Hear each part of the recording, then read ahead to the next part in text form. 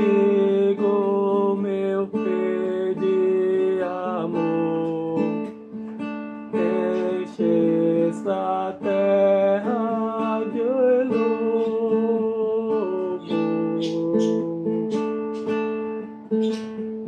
Quanto mais te adoro, quero te adorar. Oh, por favor, meu Pai, vem me usar. Mais perto de ti, Senhor, minha vida está. Quero ser usado por ti. Me ajuda, meu Pai, nas palavras que eu tenho de expressar pro mundo inteiro ouvir.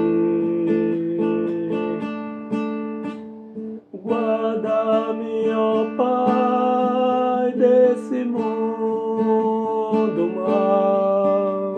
Eu quero apenas te adorar.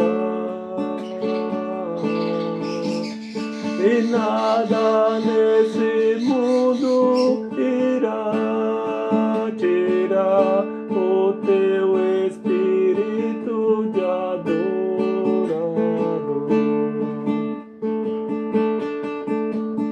Quero, meu Pai, contigo louvar.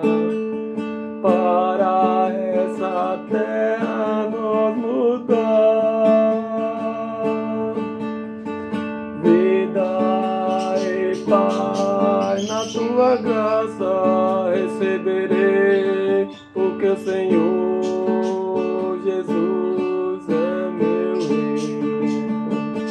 E eu quero estar mais perto de casa, para quando me buscarem a minha alma está limpa.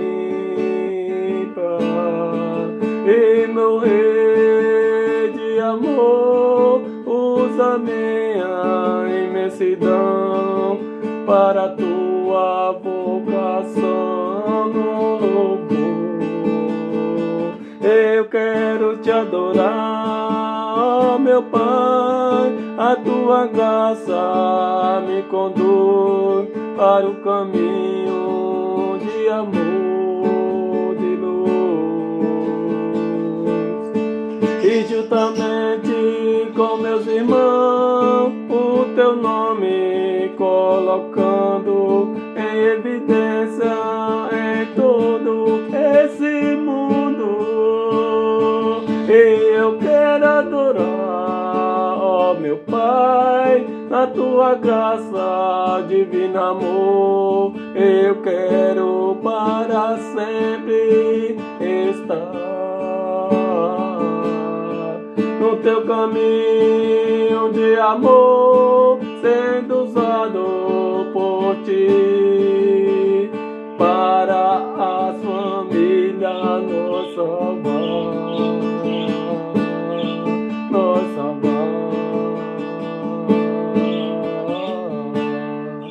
Aleluia, glórias a Deus nas alturas.